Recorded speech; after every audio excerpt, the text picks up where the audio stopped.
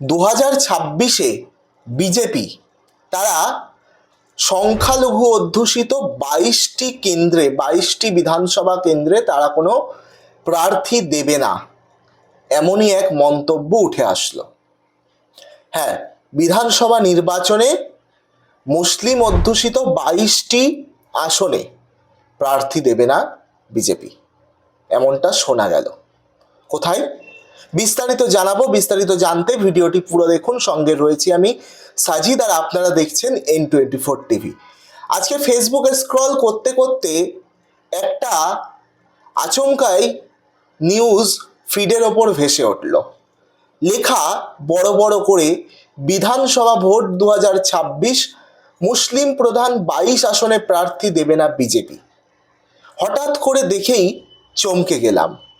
এ কি, বাংলার ক্ষমতা দখল করার জন্য যে বিজেপি মরিয়া, সেই বিজেপি 22টি আসন ছেড়ে দেবে এমনি এমনি?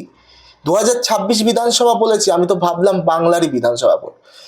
যখন খবরের ভেতরে প্রবেশ করলাম আগ্রহ নিয়ে, উদ্দীপনা নিয়ে দেখার জন্য যে সত্যি কি ব্যাপার, এই যে টাইটেল বা এই যে হাইলাইটটা দেখে যে মুসলিম প্রধান 22 আসনে প্রার্থী দেবে না বিজেপি, এই লেখাটা দেখে ভেতরে যখন গেলাম, পুরোপুরি উল্টো খবর।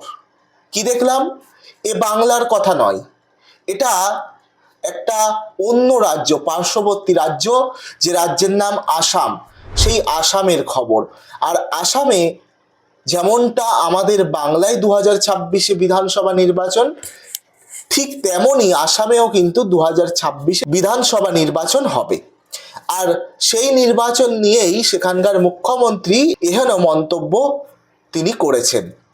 2026 সালে বিধানসভা নির্বাচনের আগে দেশের রাজনীতিতে নতুন করে আলোড়ন ফেলল যে কথাটি, সেটি হচ্ছে বিজেপির একটি কৌশলগত সিদ্ধান্ত। অসমের মুখ্যমন্ত্রী হিমন্ত বিশ্ব শর্মার সাম্প্রতিক ঘোষণা, তিনি যে ঘোষণা করেছেন তাতে স্পষ্ট করা হয়েছে রাজ্যের মুসলিম প্রধান 22টি বিধানসভা আসনে বিজেপি প্রার্থী দেবে না। এবং আপনাদের বলে রাখি যে আসামে সর্বমোট যে সিট সংখ্যা সেটি হচ্ছে 126। এই 126-এর মধ্যে 22টি, যেটা এই খবরের রিপোর্টের তথ্য অনুযায়ী যেটুকু আমরা ধারণা করতে পারছি, যে 22টি আসন হচ্ছে সংখ্যালঘু অধ্যুষিত, যেখানে মূলত মুসলিম জনসংখ্যা 80%-এরও বেশি। সেই আসনগুলিতে বিজেপি ও এনডিএ জোট তারা প্রার্থী না, তারা সেখানে জোর না দিয়ে তারা বাকি যে 104টি আসন রয়েছে সেই আসনগুলি হিন্দু এবং আদিবাসী অধ্যুষিত, সেই সমস্ত আসনগুলিতে তারা ফোকাস করবে এবং জোর দেবে।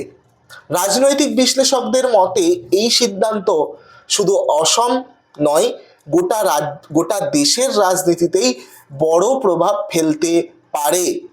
হিমন্ত বিশ্ব শর্মা জানিয়েছেন, 2023 সালের পরিসীমা পুনর্নির্ধারণ শেষে অসমের বিধানসভা আসনগুলির চরিত্র অনেকটাই বদলে গেছে।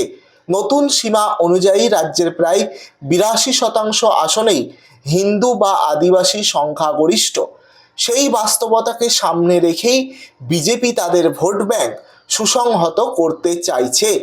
মুখ্যমন্ত্রীর বক্তব্য অনুযায়ী যে আসনগুলিতে মুসলিম ভোটার 80%-এর বেশি, সেখানে বিজেপির প্রার্থী দেওয়া রাজনৈতিকভাবে কার্যকর নয়, বরং আমরা সেই আসনগুলিতে মন দেব যেখানে আমাদের আদর্শ ও উন্নয়নের বার্তা পৌঁছানোর বাস্তব সম্ভাবনা রয়েছে। তবে এই সিদ্ধান্ত ঘিরে সমালোচনাও কম নয়। বিরোধী দলগুলি অভিযোগ তুলেছে, বিজেপি কার্যত সংখ্যালঘু অধ্যুষিত এলাকা সেখানে রাজনৈতিক মূলধারা থেকে বিচ্ছিন্ন করতে চাইছে। কংগ্রেস ও AIUDF এর মতো দলগুলির বক্তব্য, গণতন্ত্রে সব নাগরিকের প্রতিনিধিত্ব সমান গুরুত্বপূর্ণ, সেখানে কোনো সম্প্রদায় প্রধান এলাকায় প্রার্থী না দেওয়া বিভাজনের রাজনীতিকেই উস্কে দেয়। তাদের আশঙ্কা এর ফলে রাজ্যে সাম্প্রদায়িক মেরুকরণ আরও তীব্র হবে। অন্যদিকে বিজেপির সমর্থকদের একাংশ মনে করছেন এই কৌশল দীর্ঘমেয়াদে দলকে নির্বাচনী সুবিধা দেবে। তাদের যুক্তি, যেখানে বিজেপির জয়ের সম্ভাবনা কম সেখানে শক্তি না খরচ করে দল যদি নিজের মূল ভোট ব্যাংকে মনোযোগ দেয় তাহলে তা বাস্তববাদী সিদ্ধান্ত। পাশাপাশি এই ঘোষণার সঙ্গে সঙ্গে বিজেপির তরফে দেশ জুড়ে অবৈধ অভিবাসন নিয়ন্ত্রণের দাবিও আরও জোরালো হয়েছে। অনেক নেতা দাবি তুলেছেন অসমের মতো সীমান্তবর্তী রাজ্যগুলিতে জাতীয় স্তরে কঠোর অভিবাসন নীতি প্রয়োজন। সব মিলিয়ে 2026 সালের বিধানসভা নির্বাচনের আগে বিজেপির এই সিদ্ধান্তে অসমের রাজনীতিতে নতুন সমীকরণ তৈরি করছে। মুসলিম প্রধান 22টি আসনের প্রার্থী না দেওয়ার ঘোষণার মধ্যে দিয়ে বিজেপি স্পষ্ট করে দিয়েছে তারা কোন ভোট ব্যাংকে অগ্রাধিকার দিচ্ছে।